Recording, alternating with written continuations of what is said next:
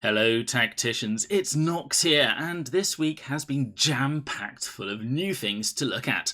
And today we're going to be looking at the brand new Rogal Dorn battle tank.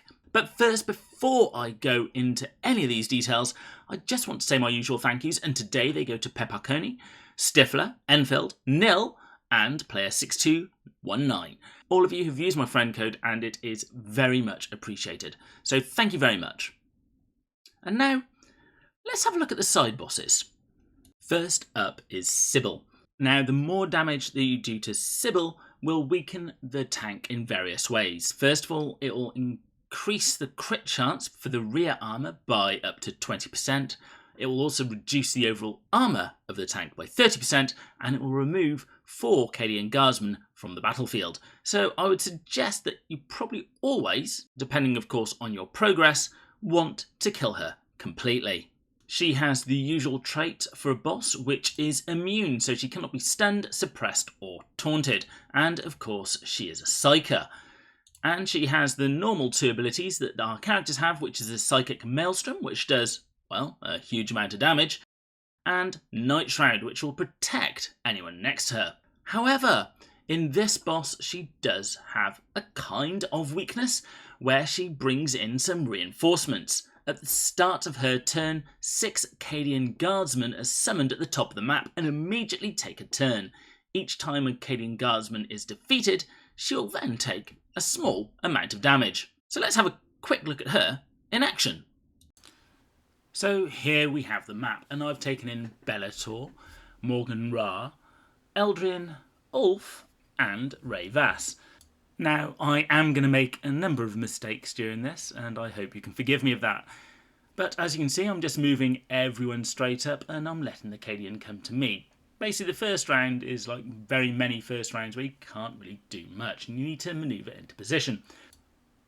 You can also see those Voxcasters summon in even more Cadian Guardsmen. So, unless you've got a way of taking care of a large majority of these summons, you're going to be swarmed very quickly indeed. And this is why I've brought in Ulf. His ability to just basically chop down anyone that's summoned really can help here, but I'm sure there are other ways that you can do this as well.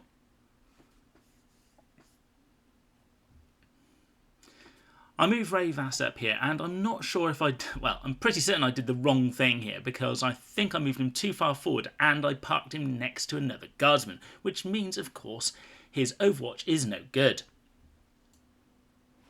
But I realise that here and use Morgan Ra's active ability, the Morguitar, to take care of the 2 guardsmen next to him. And then I move Ulf all the way up. As you can see, as the guardsmen are summoned in, Ulf, well, acts like a butcher on a chopping block and kills them all. But you can see there, one of the guardsmen, although he did flee, was right next to Ray Vass, which means his Overwatch would do nothing whatsoever. Ulf again chopping away.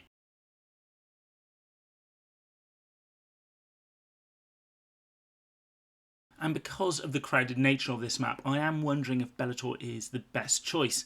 However, his summons do also kill the Cadian Guardsmen are summoned, so he is still a very solid choice to use. Then it's just a case of keeping on top of all the summons and doing as much damage as you can to Sibyll. And as you can see, every turn more and more guardsmen are summoned. Of course, someone like Archimatos might be useful here, with the Bloodletters able to keep them under control as well. Or maybe even Corodius with his Plague Bearers. And another character to think of is, of course, Shark. He gets his passive bonus against Psykers, which, of course, Sibyll is, and, of course, does quite a bit of damage in his own right. And here I decide to go back and kill another guardsman instead of attacking Sibyll. Not sure why. And Ulf, well, doing Ulf things. He's happy in that corner chopping away.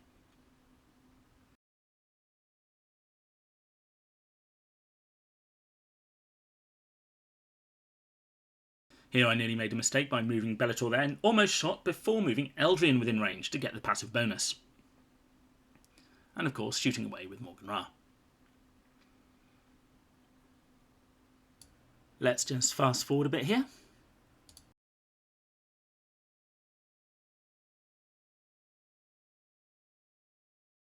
And in the final turn, just trying to find a couple of ways to do as much damage to rack up those points as possible.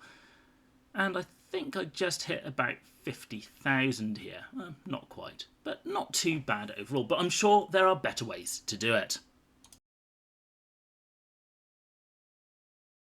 And now Thaddeus. You can see he has slightly less health than Sibyll, and when you deal damage to Thaddeus, he'll be reducing the damage of the tank. He will also remove the mortar team from the battlefield, and also the gunner's kill on sight now needs only one less crit to end the ability. And again, we'll see that ability when we come to fight the tank later on. However, I would say at the very minimum, you'd want to take down all the way to the mortar team just to remove it from the battlefield so it doesn't cause too many problems when you're trying to damage the tank. However, of course, if you're going that far, you may as well kill him completely and reduce the damage the tank does as well.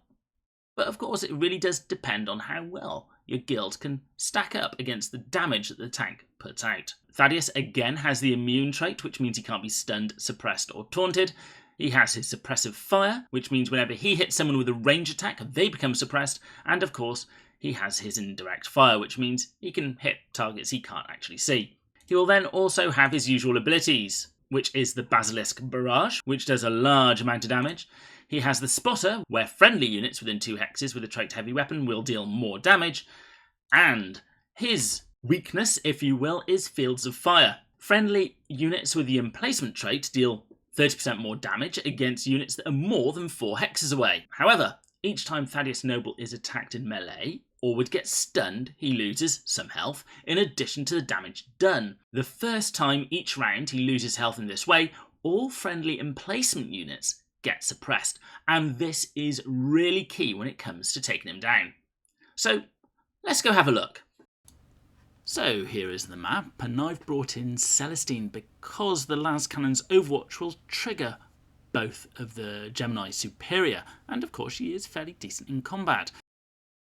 Bellator obviously makes an appearance, as does Morgan Ra, who takes care of these two on the left fairly easily.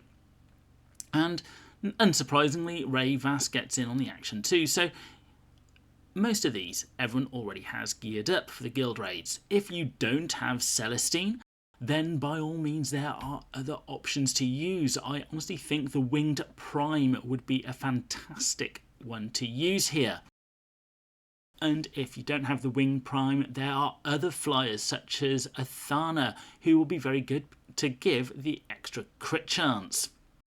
The benefit, of course, of using characters who have got summons, such as Celestine and the Winged Tyranid Prime, means that their summons can go off and kill the weapons teams for you.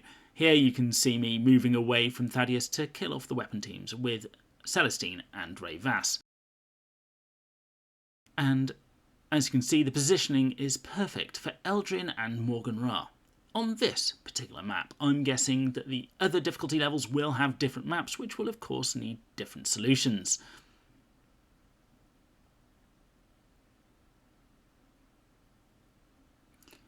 And Bellator, as always, has got the fantastic ability to summon in his troops to surround Thaddeus and benefit from Eldrian's passive. Celestine clears up the final one. And from here on in, we'll just fast forward to the end of the match, just so you can see the damage done.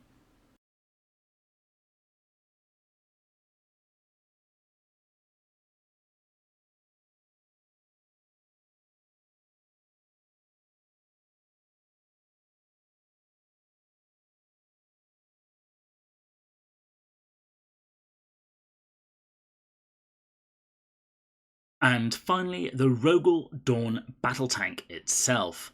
Its traits, like many other bosses, it is immune, so it can't be stunned, suppressed or taunted. Unsurprisingly, it is a big target, so it won't benefit from tall grass and trenches, and it has the vehicle trait, meaning its movement is not blocked by special hexes such as Razewire, it doesn't get hit reduction from tall grass, and cannot end its movement on a trench, but it can pass over it. Looking at its abilities, the first one is Pound Them to Dust, where it performs a normal attack and then marks an area of up to 7 hexes. At the beginning of its next turn, the battle tank deals 3 times heavy round damage to all units in that marked area, so don't hang around, get out of there. The second ability is Gunners, Kill on Sight. This marks an area in front of the Rogal Dorn battle tank for 1 round.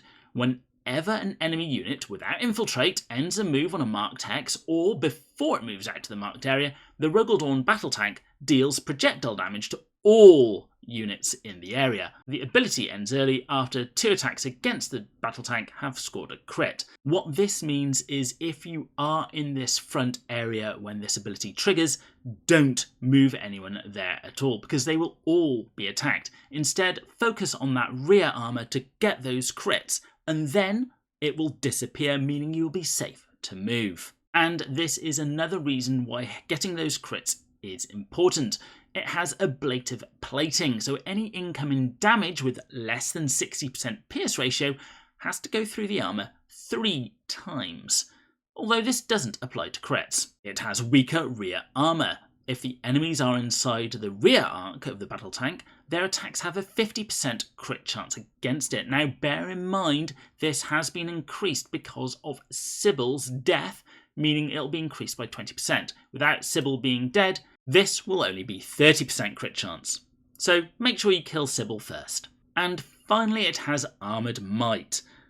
Be very aware of this one. The unit's movement is not blocked by other units, and instead they get pushed and are dealt melter damage, which is a 70% pierce ratio. Summons and units that cannot be displaced, we're looking at the large targets such as Ray Vass, are instead destroyed. So this means that lovely Ray Vass we all have is going to be of no use in this battle. So let's have a little play around to see what these abilities are like. And this is what the battlefield will look like, assuming Sibyll and Thaddeus have had their troops removed. I'm not going to spend a lot of time talking through everything, let's just get to the interesting bits.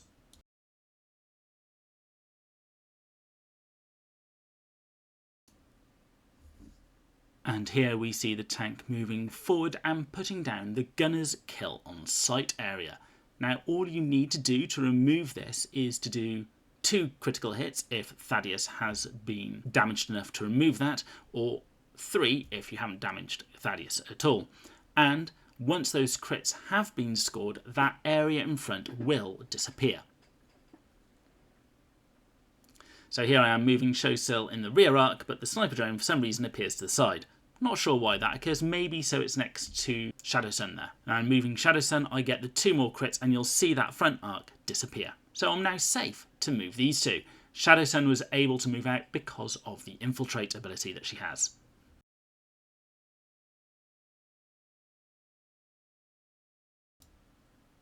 And this time when the tank moves, it turns its turret and you'll see the Pound Them to Dust area. So this is where you need to make sure the characters are outside of that range, otherwise they're going to be hit by heavy round damage. And again, you can see where that rear arc is, so always try and get your troops into that rear arc to maximise the chance to get those crits.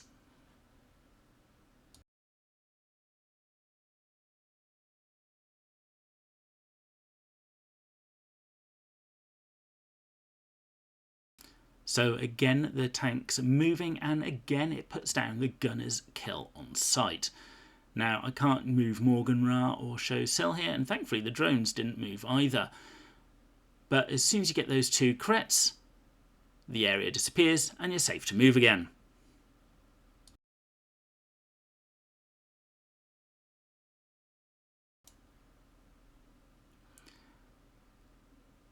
And here the tank moves forward again and crushes a drone as it's a summon. Just imagine if that was Ray Vass. And there you see everyone taking damage because I imagine one of the drones was trying to move so it could shoot. But again, there are the crits, it disappears and everyone's safe again.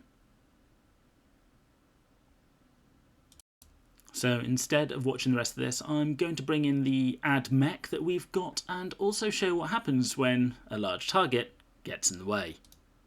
So let's have a look now for what happens when things go very badly indeed. If we just push Rayvas forward and summon in the drones, we'll see what happens to him in a second, and we'll move everyone else onto this side. On the tank's turn, yes, the guardsmen do indeed come in and Overwatch does work. Unfortunately, the tank rolls forward and just kills Rayvas. Next, we'll put the Rad Bombardment on the tank. Now, here you can see the Master Annihilator is in effect, so more damage will be done, but its armour is not reduced due to contamination because, of course, it is a mechanical unit. As soon as we try and move anyone out of its front arc, it fires first before we move, doing damage. And we will take a pot shot to summon in a Vanguard. Actus will also move out, again triggering that ability, and heal Tangida to summon another Vanguard. This time I managed to get a crit, but it wasn't enough. And now when I try and move Eldrin out, it will fire for a third time. So you can see staying in that front arc is detrimental to your health. And there you go. Hopefully a useful overview of the new Guild Raid boss. If you like these videos, please consider using my friend code, as it really does help me out. Or if you or your guild are looking for a new home, please feel free to reach out to any of the guilds shown. As always, please like, comment and subscribe, and I'll be seeing you on the battlefield.